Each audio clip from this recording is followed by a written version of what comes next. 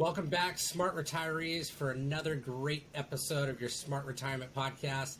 It's your co-host, Matt Hollander, joined here with Mr. Jeff Shulam. How we doing, Jeff? Pretty good. How are you? No complaints. Back from Hawaii, got a good tan. Just trying to get back in the swing of things from the that kind of island life. Just relaxed and lazy. Well, it sounds like it helped clear your mind as well when it comes to racing. I've seen you in the last couple races, one in the real race and another in a sim race, and I don't know, man, you're on fire. Thanks. Yeah, it was kind of interesting. Coming straight from Hawaii, I had my son with me and dropped him off with the grandparents at the airport here in Phoenix. Literally dropped my bags off, grabbed another bag, and went right back through security, hopped on a plane, and flew up to Napa Valley, Sonoma area for a race up there, and just had an absolute blast. Did some wine tasting. It was just like a vacation that never ended, and then had to come back Monday after, and it was a little depressing, but got back, played some catch-up work, and then, we had a virtual sim race this last week. It was a lot of fun. Had some good battles with some of my buddies from the real track, so that was nice. Yes. Which kind of leads us to our topic for today. Episode 53 is going to be is playing defense the best offense for your retirement. And it's interesting to kind of take that and bring it back to the racing, because when you're out in front, you don't want to run 100%. Wear off your tires and either force yourself into a mistake or create some type of emergency, let's say, that's going to let that guy behind you catch up. Now, if you can prepare yourself and you play defense, right, you're kind of managing your car on the track so they don't really have a spot to pass you. You're not wearing out your tires, you're not abusing the equipment. And if something does happen later on in the race, let's say the guy's up next to you, you're going to have that fresher mindset, fresher tires, whatever it may be, and be able to run with it, right? And I think when we look at retirement, it's very much the same as trying to have, that plan in order that we talk about all the time on the show, is having a good plan. But then how do we go into the different avenues of how to prepare for that, right? I can talk about it and compare it to racing, but how do we really compare it, and how do we do it, right? After just going through everything with this COVID pandemic, a lot of people are still in some type of financial recovery mode, right? Jeff, you shared a survey with me that they said that 58% of Americans still say they're in financial recovery mode, and I have to scratch my head a little bit at that, because if we look at what the spending everyone is doing lately on homes, cars, vacations, whatever it is, where's it coming from? I mean, why aren't we taking the stimulus money that we're getting, or these loans that we're getting from the PPP stuff for small businesses, and putting it into a savings account and using it for unexpected expenses in the future, right? Everyone's going out and blowing this money, and now they're out of money, and maybe they're not back up to work 100%. And now what, right? Right. If you're in a business, a small business selling product to these people, okay, great. You had a great surge in business from these people buying your product, but maybe you went out and started buying more things too, and when your business starts declining a little bit, and if we, for some unforeseen reason, if this second wave, third wave, whatever they're calling it, if COVID starts kicking in, and everyone has to go back into a lockdown, God forbid, or something like that, I mean, that's, we need to have some type of planning in order here. So, Jeff, I when I'm meeting with clients, I always tell them they have to have an emergency fund, but I think you've got a different terminology you like to look at for that. I do. I think that, what you focus on expands, kind of thing. And if you say emergency, it almost implies that you might psychologically create an emergency to be able to use those funds. So I like calling it a contingency fund. Okay. It's for those unexpected big expenses. And, I think I learned early on that it's, if you're going to save up for retirement early on, which I highly recommend, that you don't want to have to dip into that savings that for retirement if something were to happen like the pandemic. Or I remember the statistic, and I don't remember exactly, but you have a likely chance of being disabled than you are dying, right? And so for me, getting long-term care, for example, early on in my life made sense, because not from, oh, it's going to help me pay for long-term care if something were to happen to me, which I know is expensive, but I just didn't, because I always felt that I was going to have enough security to be able to afford, going into the hospital for a long time, or if I needed it. But it hit me that if I'm also saving for retirement, I don't want to have to dip into those retirement funds to be able to pay for the hospital bills today, right? Yeah. So I looked at it as an insurance policy, or let's call it a defensive way of preserving my long-term retirement fund. Sure. And so I think that the topic tonight, is such that, there are certain defensive moves that we could make now that could, make sure that we don't have to worry about tapping into that retirement, and we have a healthy, happy retirement down the road, right? Yep. And so, that's kind of the thought for tonight's topic. So sure, yeah, and just to go into a little bit of the detail on the survey that you shared with me, it looks like they surveyed 2,300 adults this year, and as I mentioned, 58% are saying that they're still in some type of financial recovery mode. But looking at that even further is, where are they saying is the best defense, against economic uncertainty, right?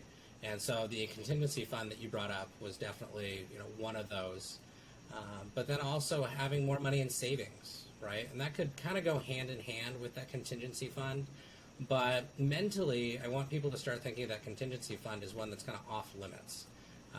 Not necessarily in the market, maybe in a money market account with one of the bigger banks or wirehouses, that's liquid, but not something you're going to go draw from to go pay your electrical bill or something like that if you're short in the checking account 1 month.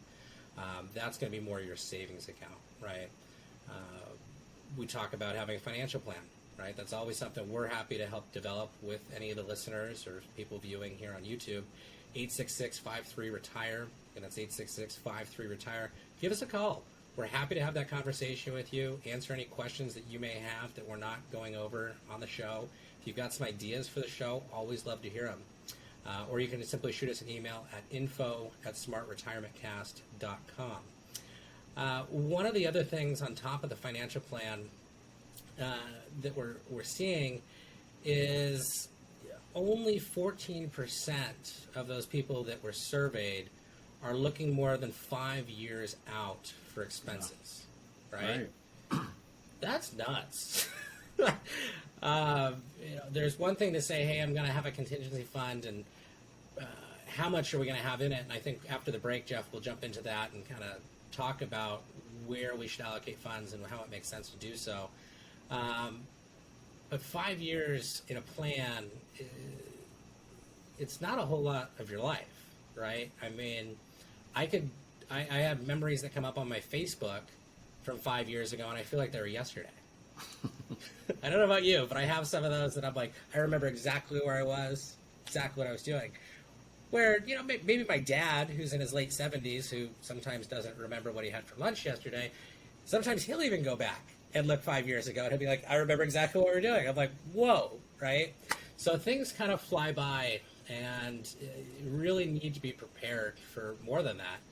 And then what I found crazy is 24% of the people surveyed are only planning month to month. I get it if you're starting out in the workforce and maybe just thinking about starting a family. Okay, not sure that if you're thinking about starting a family, having to worry about month-to-month expenses might be the right decision for you. But to each their own. but we do need to open up our horizons and start looking a little bit further than even 5 years down the road, right? I know as an international traveler and someone that's admires the Asian culture, as a percentage, I think their average savings is in the 30 to 40% range. Sure. You know, and it's almost embarrassing as an American that our average is less than 10%. Right? It's one of those things that culturally it's a lot different. Yeah, I mean, definitely. I think Americans in a whole are definitely thinking too short term and probably more motivated by important life events that may be coming up. You know, short term expenses. Like, I find myself kind of guilty of it sometimes. Racing's not cheap. But, you know, yeah, I could put this money in a savings account or in my IRA, but I've already maxed out my contributions for the IRA this year, so I'm going to go racing. Could have just put it in the savings or in a brokerage account and be making some money on that still. But you kind of got to weigh your options, right? You have to be able to enjoy the money. We talk about that, taking those mini retirement vacations early in life. Should I be out racing every month? Probably not. Am I in my late 20s and can make the money and probably earn it back and put it into retirement later? Yeah, probably. Hard to say. But really just kind of getting out of that mindset and trying to find that longer term vision, I think, is going to be important. We're actually going to have a guest on for our next show, Jeff, that he's really a life coach for individuals that are in their latter parts of their working careers. So I would say probably the 50, 55, maybe, and then up to like 68. So he's kind of that guy that helps push people through those last stages of life, really building up that that need and help creating that purpose again in that workforce. So I'm excited to bring that episode after this one. But today, Jeff, we'll get into the 5 financial defenses that you and I have came up with to kind of help build wealth and prepare you for hopefully a successful retirement, but also to safeguard you against future economic uncertainty. So, Jeff, before we go to the break, why don't you run us through what the 5 that we're going to be looking at today, please? Well, obviously, we were talking about that contingency fund, having something like that to avoid, if we had to go through another pandemic type of situation, we all know what we just went through, and having some kind of contingency fund for that, is obviously important. So in a sense, we're prioritizing our savings. Okay.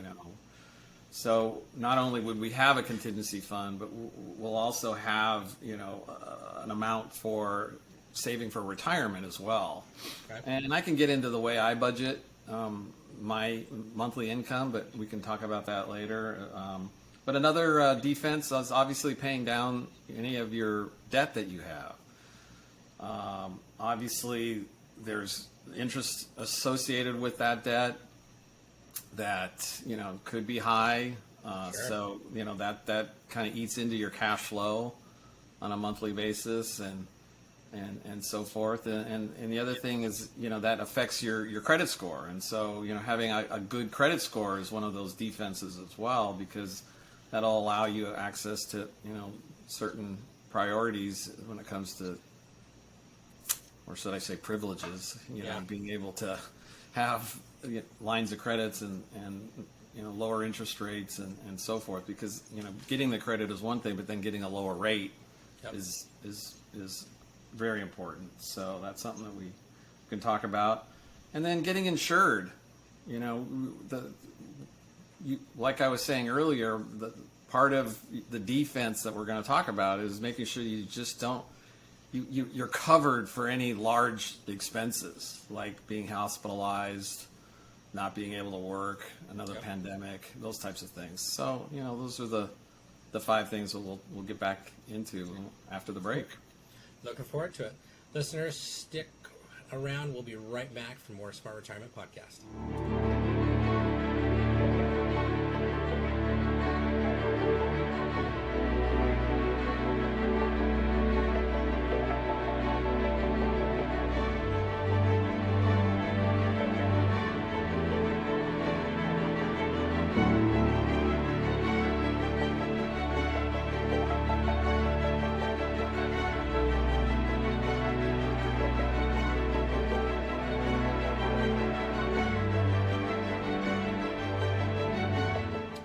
Welcome back from that short break, Smart Retirees. Episode 53 is Playing Defense, the Best Offense for Your Retirement. Before the break, we got into a little bit talking about financial recovery mode, kind of having a contingency savings account, and some of the other things that we're going to be getting into. So really, we wanted to touch on 5 key financial defenses that Jeff and I had put together. And Jeff, why don't you go ahead and kick us off with number 1, which is prioritizing your savings.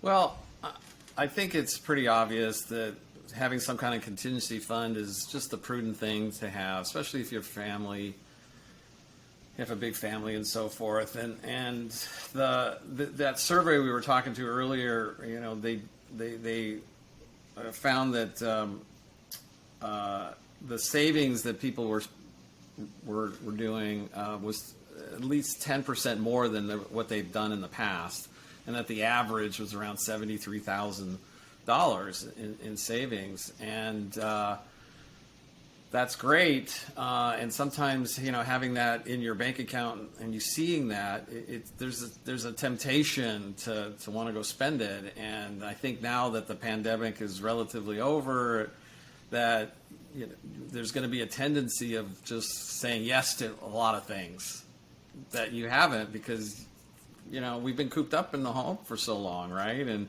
we want to go have life experiences again. And, you know, so I guess my thought there is that try not to say yes to everything. You know, I think I'm pretty guilty of that one. You know, I always grew up with my dad telling me that you should have 3 months worth of expenses, you know, put away. Right. I think one of the biggest things that I came away with the pandemic was 3 months is not enough. Correct. Experts are saying 6 to 12. I would honestly say 12 to 18. We've seen how devastating, depending on what state you're in, how devastating this pandemic could have been for your work life, social life, whatever it may be, right? Correct. And this saying yes to everything, I mean, it's kind of funny that we bring it up, because I find myself, even during the pandemic, I mean, you and I were like, let's go do something, and let's go to Costa Rica, and I'm like, yes, let's do it, right? Was there really income coming in, you know, at that point in time? Not really. But then again, we've been sitting in the house all year, and it was time to go do something, right? So there's those mini retirement vacations, and trying to find a good mixture of those, right? I have a buddy who invites me to Hawaii. Sure, I'll go, right? I want to go racing in Napa. Yes, I'll go. Am I saving as much as I should? Probably not, right? Did I go to a couple of the Suns playoffs games? Yeah. Haven't got to go any concerts because we really haven't had any, but those are starting to kick back up. I saw Elton John's going to be coming to Arizona in October. Oh boy! I think I want to go out and buy like almost front row tickets. I mean, Elton John was like my childhood growing up. My dad always had that on. So, you know, so definitely trying to be reasonable, be responsible, right? Put the amount of money away that you think you're going to need for that 12 to 18 months in that contingency savings account. Again, whether it just be a savings account at the bank, brokerage account, whatever, just make sure it doesn't have a whole lot of risk associated with it, right? You want to be able to rely on that and know that it's there within 24 hours you could access those funds. I think that's really, really important. Once that stuff's put away, and let's say you've put aside a good amount of money as well for savings, then that saying yes to going out to eat, going on those vacations, things like that on a more routine basis, I think can make sense, right? So I have a pretty strict budgeting plan that I do, right? To the point where I've made it automatic, number one. So I know that I'm going to be bringing in a certain amount of revenue every month, and I have the money going into a particular account, and then I automatically have money going out of that account into my brokerage accounts, of which I literally then have 5 different accounts at my brokerage account where I take that lump sum that's been sent there, and I put 10% in a. I can go through all the different accounts, but I have a budget for long-term aspirations. A down payment on a beach house. Yeah, I have a travel account. I have my racing account. I have a charity account. And I have an education account. I'm always trying to learn something. And then I have what I call my financial freedom account. And that's the money that goes to make money. I'm having that account work for me, so to speak. And then I have what I call a fun account, F-U-N, right? Because sometimes this is a difficult concept to fathom, in the sense that, savings is not easy. But I think what I'm doing with this fun account is I spend the money that's in that account every month on something that I normally would not do. And it's telling my brain, hey, maybe this savings and budgeting thing is not a bad thing. And so I'm giving myself a little reward for this kind of discipline. Sure. And I try and blow it on something I haven't done. And lately I tend to be a generous person. I blow it on other people because that gives me joy too. Sure. Right. Same with my charity account. Right. So I know that right now, my racing budget doesn't have the amount of money in there to go racing. Right. So I use that as my limitation to say yes as well. If I don't have enough money in my travel account right now to go traveling, I'll have to say, Matt, sorry, I can't go to Cancun with you next month, right? And it's also, so indirectly it's a way of disciplining myself, but on the spending side, but it's also a great way of savings and budgeting and putting money. And I literally have different brokerage accounts. And to be honest with you, I've taken a one step further. Psychologically, I literally have jars in my bedroom that say fun account, and I put my brokerage statements in there. So I wake up in the morning saying, hey, don't forget, you're doing this because you're saving up the money for your down payment on that house in Malibu, right? So it's a very visual thing to, once again, psychologically get into the budgeting aspect of it. So I take it to an extreme, but it's worked for me.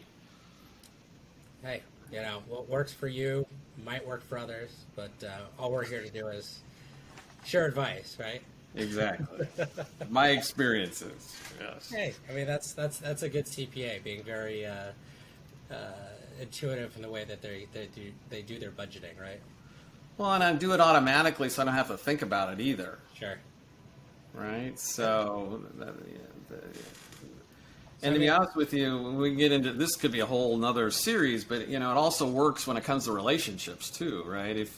If each one of the people in the relationship have their own fun account, right, and you have enough money in your account to go racing every weekend, your spouse shouldn't be there to say, hey, you can't spend money on that. You're taking it away from the kids. Well, no, you got an account for the kids. You got an account for your living expenses, right? Sure. And then at the same time, you can't criticize her for buying that nice purse because she took that money out of her fun account, right? Sure. So it's a kind of a nice way of I like it. dealing with money, which happens to be a big source of stress in some relationships, right? So, I would say, something to think about there as well. So I think going on that with prioritizing savings, I think one of the biggest things there is budgeting, right? I think we can leave that topic and say budgeting is going to be extremely important. Topic number 2, paying down debt. Yeah, right? Yeah, hopefully a lot of us didn't get caught up in that during the pandemic, but obviously there's different approaches to paying down your debt. The two most common terms used is the snowball method and the avalanche method. The snowball method might help psychologically, meaning you take and you pay down the debt on the cards, let's say, that have the least amount of money in it, so that you can accomplish getting rid of that card's debt, for example. Like psychologically remove that from your portfolio of cards that you're trying to eliminate. You feel, that you were successful and, in doing something there. So I guess that makes sense. I think psychologically that one's a nice one, because you're kind of rewarding yourself for doing a good job by, getting something down to zero. Well, I think the other thing with the snowball method that should be said is, depending on how much credit card debt you have, and I've worked with some individuals in this manner that they've got a lot and they can only afford really to make their minimum payment and then maybe a little bit more. And so they ask, well, which one should we do it on, right? And that's where that snowball method is going to be really, really important, because as soon as you do that, you've now eliminated that minimum payment from one of those cards, right? So in a budgetary standpoint, it makes sense. Now, if we're looking at a budget, does it make more sense to pay off the credit cards or put it in the savings account, right? And I think, Jeff, with the avalanche method, that's where that kind of comes in, right? Well, with Avalanche, you're paying off the debt that has the highest percentage of interest rates. Right. So, in essence, if you know that you're paying 20% interest on one card, and you can get money, let's say realistically you can get 3% on your money if you put it into a savings account, there's a spread there that it makes more sense to pay off your credit card, because you're getting a 20% rate of return in theory by paying off that higher interest debt versus putting that money into savings. So and overall, or at least in the long run, paying off the higher interest rate debt first, you're also you're increasing your cash flow to be able to pay off the debt faster. Sure. That makes sense. Right. And at the end of the day, paying off the debt, if you can do it early, will give you more money in the long run that you can, put back into savings and prioritize that a little bit more. Yeah, I think it's a kind of an interesting concept to be able to think of the interest that you're paying on, let's say, your mortgage even, as a rate of return, in the sense that that if you pay off your mortgage faster, you're getting a 2.5% rate of return on that. Or it's not a rate of return, but I think of it like that. Versus if I have that money in my savings and I can invest it and I can make 30% a year doing covered calls with that, it doesn't make sense to pay off my mortgage early, because my mortgage is 2.5%. Yeah. Right. So you kind of look at it as a way of compare it to see which is a better investment for you. Sure. Well, and I think, from number 2 being paying down debt, number 3 just kind of goes hand in hand, right? Get your credit score up. If you've got a lot of debt weighing down your financial well-being, that's really going to affect your credit score, right? Sure. So FICO, the way they kind of look at things, they break it down. It's kind of interesting. So they're going to look at your payment history. So you can have a fantastic payment history on everything you're doing. They're going to rate 35% of your score based upon that. The next thing they're going to look at, and it's the second biggest, is utilization, right? If your cards are all maxed out, it's going to sink your credit score, right? 30% of your score is related to the utilization of your cards. So when we're looking at the snowball and avalanche method on paying down debt, one of the other things that should be addressed is maybe getting all of those credit cards, trying to get all of them below, let's say, 40% of a utilization ratio. That's going to help build that score up quicker. A lot of my clients have said, and this more of my like younger clients and friends that know what I do for a living, and they're like, "Hey Matt, what do you think?" I'm like, "Download Credit Karma." And honestly, I hate to plug one thing, But Credit Karma has been so good for some of them, just to give them little tips on their credit and more knowledge. And I think at the end of the day, we all know knowledge is power. And when it comes to looking at credit, there's a lot of different things, right? So we've got 35% of payment history, 30% utilization, 15% is going to come down of how long you've had your card, right? 10% is going to be the new credit, and then 10% is going to show what your credit mix looks like, right? Do you have auto loans, home loan, credit cards, whatever those may be? One of the things that my parents did for me very early on, and listeners, if you've got kids that are 13, 14, 15, let's say you've got a card with Home Depot. Actually, it was Home Depot that my parents did this with. They put me on as a signer, a non-borrowing signer on that card. So my credit history was established the minute I went on there. So as long as my parents made the payment history, it didn't affect me, but it gave me a longer credit history.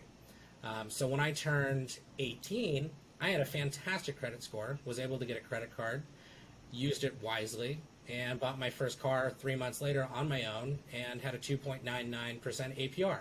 Right? That's not average for most people at the age of 18, because they still have to build their credit. They've got to go out and get that 7 or 8% auto loan for a couple of years, get some credit card stuff going in the mix, and then go ahead and refinance that car later. So as a tip for any of the parents out there, that might be a great way and a gift that your children probably won't appreciate until they're a little bit older in life.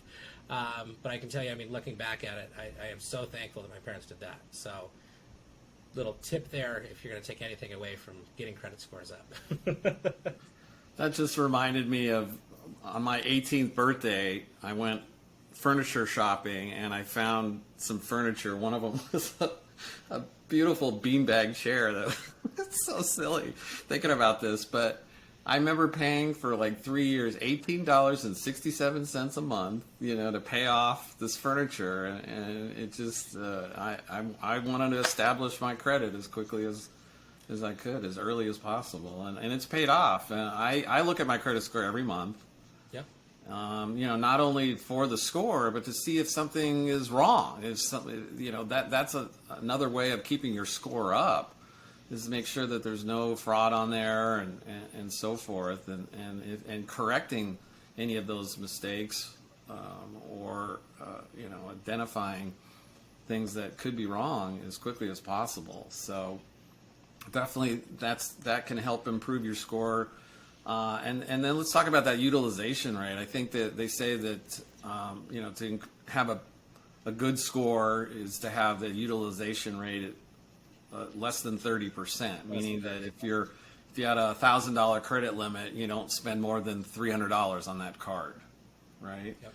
Whereas between 1 and 10% is ideal.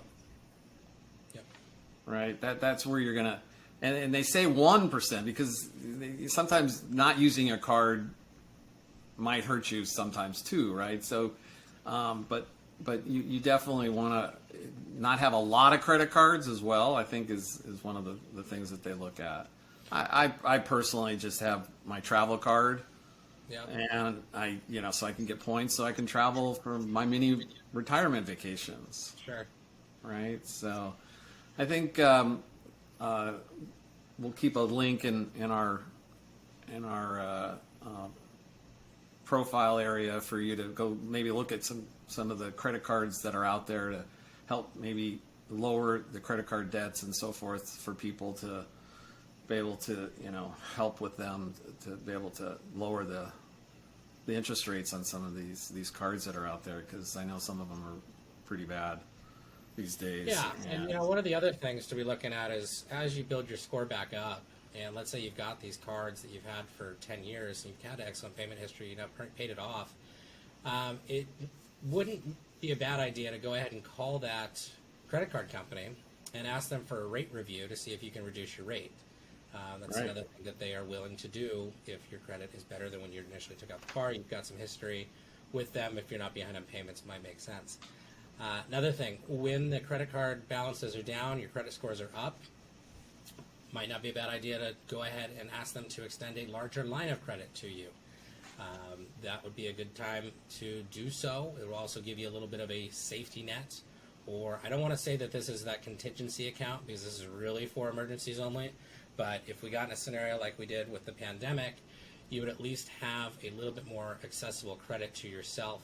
Might even want to look at having a line of credit available to you. Now, what I will say about a line of credit is you can't always rely on them, and you can't always rely on the credit card companies to leave the line as high as they are, because when they start seeing the economy start crashing and coming down, what is their instant reaction? Well, they're going to start pulling lines because they don't want to lose money. So it's a fair balance, but yeah, definitely make sure you're taking advantage of those your good credit when you have it, and making sure that you've got accessible funds for yourself.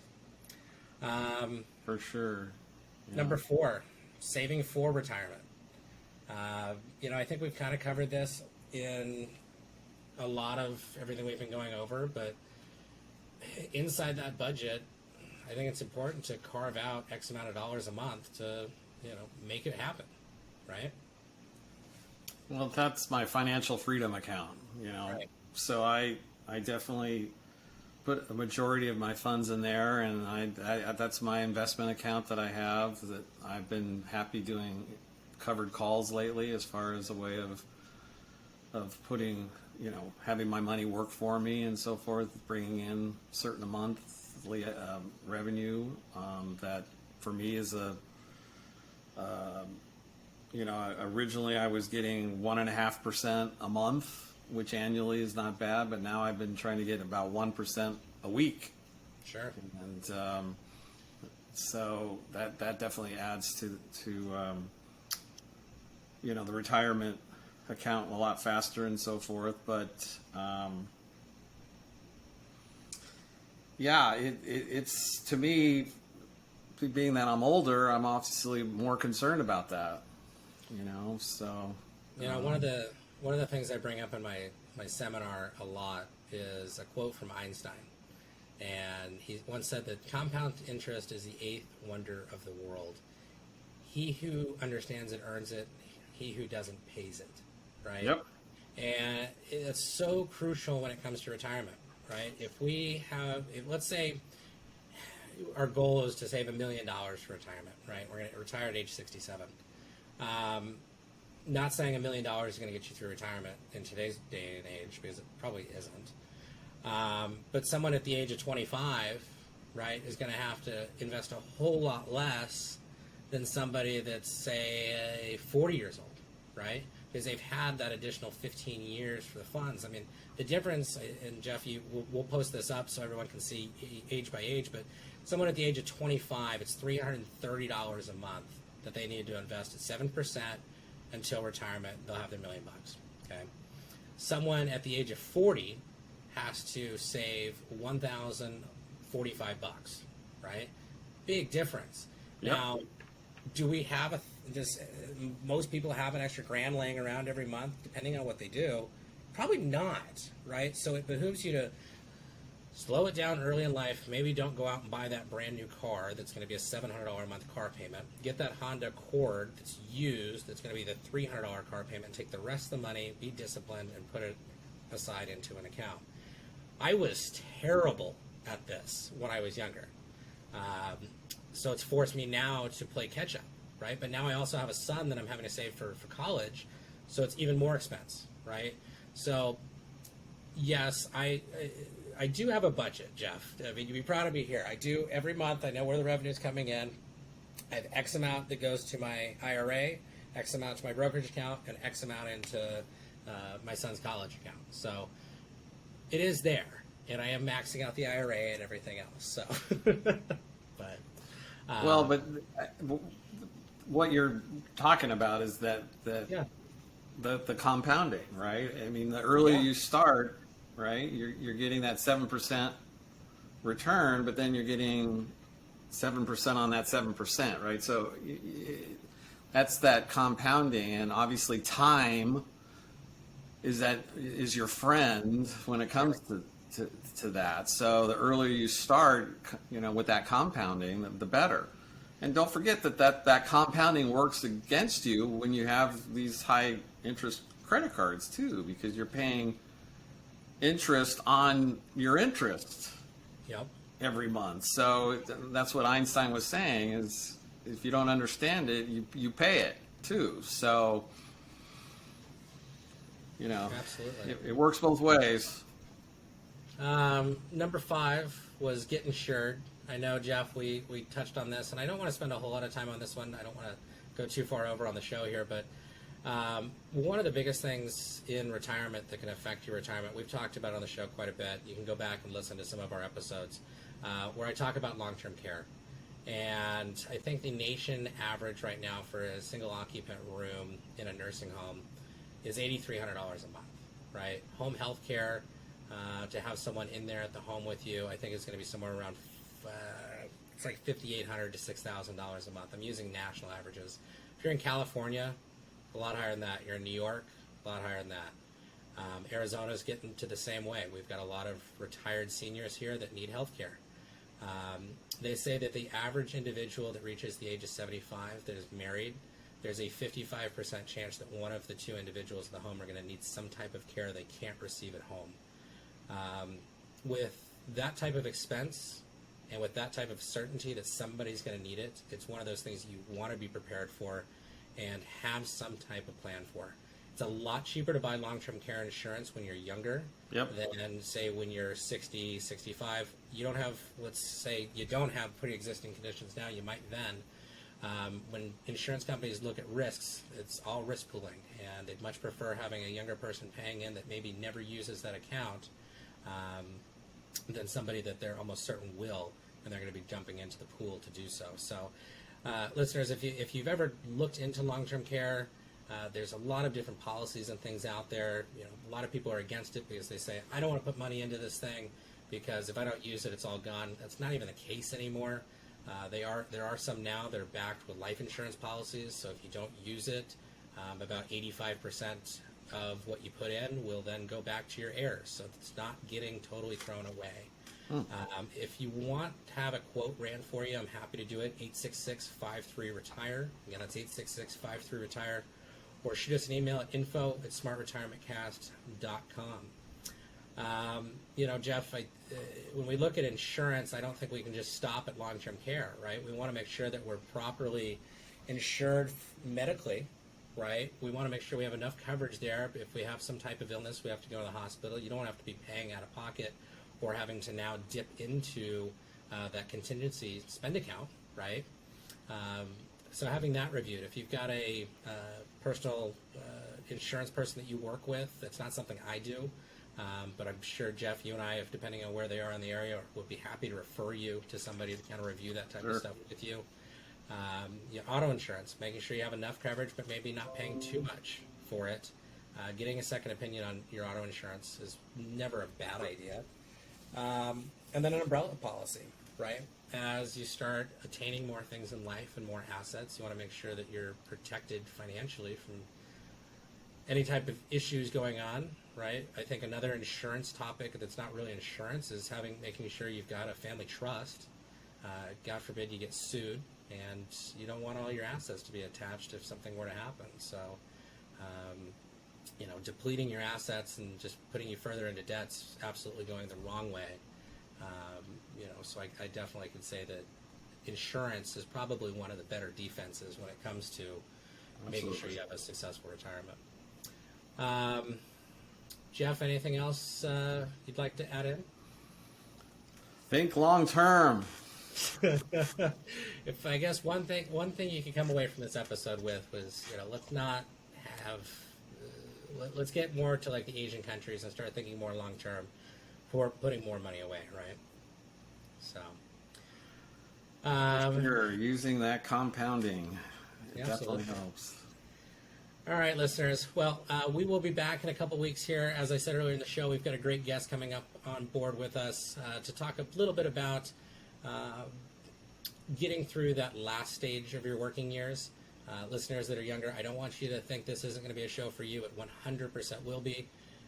The speaker that we're going to have on has actually worked with Olympians, has been a keynote speaker for some huge financial workshops and things. I think it's going to be a really good show. So, Jeff, until then, have a good couple weeks, listeners. Let's go out and make the rest of our lives the best of our lives. Thanks for tuning in today.